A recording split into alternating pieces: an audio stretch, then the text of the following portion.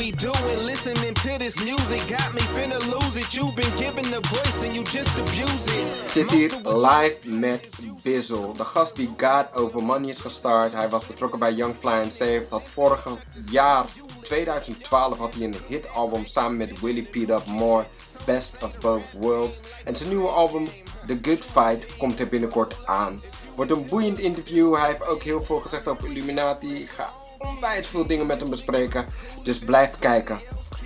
Yo Bizzle, what's up? Yo, what's good with it, man? How you doing? I'm good. I'm glad that you could take the time out to talk to us here at G-Time TV. So, the name Bizzle, is that your real name or what is it?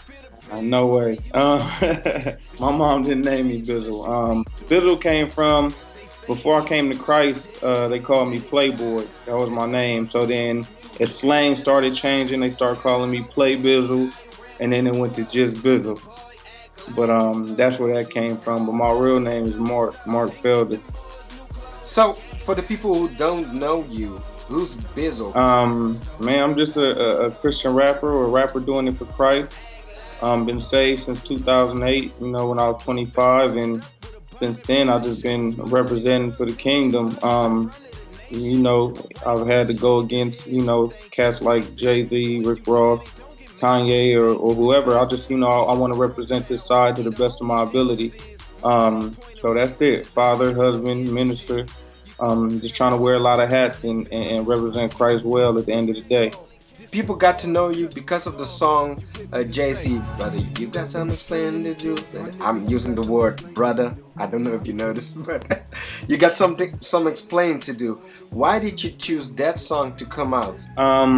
It wasn't even coming out to me. It was just, cause I kind of sat rap down for a minute. Because I wanted to make sure that's what God wanted me to do. I know I had it in my heart to do, but, I just wanted to be obedient to God. And at that time, it was just, I was finding out a lot of information and then just hearing a lot of blasphemy. So it just got to a point where I had to say something. I didn't plan on just coming out, but I planned on saying what I had to say, because they say what they got to say and they don't feel no remorse about it. So, you know what I'm saying? I come out, I speak the truth, and I don't feel no type of way about it either. And and then, people gravitated towards it, and all I ever wanted to do was make music for Christ since I got saved anyway, so it was a blessing. Yo, check this out. No, you listen. Y'all gonna have to cook that crack you pitching in a new kitchen. So you say the rap game like the crack game. True indeed. But hold up, if you the dealer, then who the fiend? Let's talk about the Illuminati thing, because some Christian cats believe it's real, some Christian cats say it isn't, or it's blown out of proportion. What do you think about the Illuminati thing? Is it real or not?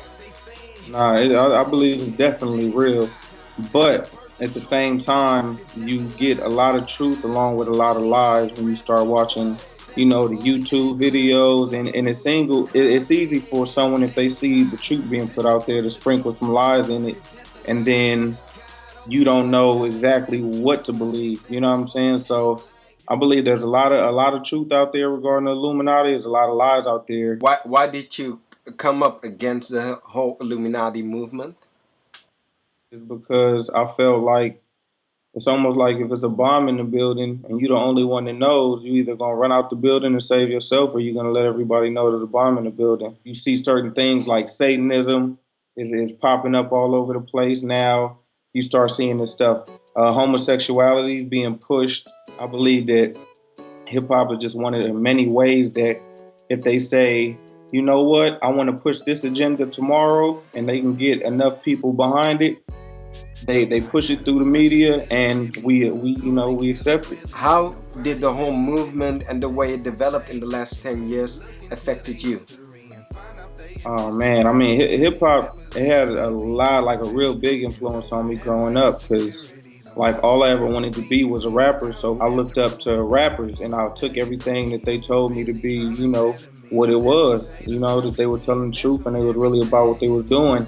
And if you paid attention to hip hop, you see that over like 10 years, you can see the drug dealer become go from being the bad guy to being the good guy. You know what I'm saying? To where now everybody celebrates the dope dealer, and you know what I'm saying? It's that kind of thing that if you're not careful, the media can desensitize you and numb you to this thing. So a lot of bad things that it promotes right now. You know what I'm saying? So now being a child of hip hop or raised by hip hop, and now coming to Christ and being able to see things more clearer now, I just making my mission to go against those things that hip hop teaches.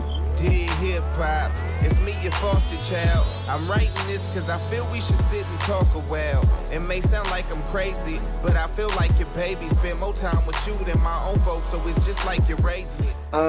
Why did you choose the album The Good Fight? Honestly, that's what God gave me that title. I didn't like it at first. You know what I'm saying? But it just, I don't know. I was riding down the highway thinking of a title, and that's what he gave me. And I was like, I tried to name the album Dear Hip Hop, but I just felt like God was, calling it The Good Fight. So I went with that. But musically, like it describes all of the different sides to this Christian walk. You know what I'm saying? Like you're gonna hear songs on there where it's not a happy ending. You know what I'm saying? Where it talks about me struggling, and at the end, I'm still struggling. Instead of always ending the song with "Yeah, but then I got better," and now it's, you know what I'm saying? Um, Songs about me falling to different things, in the streets. As someone who's saved and trying to walk right and keeps falling and keeps having to get back up, then you're gonna hear the songs where it deals with struggling but overcoming, because sometimes we deal with failure, sometimes we deal with victories, and we win the fight. I just wanted to highlight the struggles that I believe every child faces when coming into this world.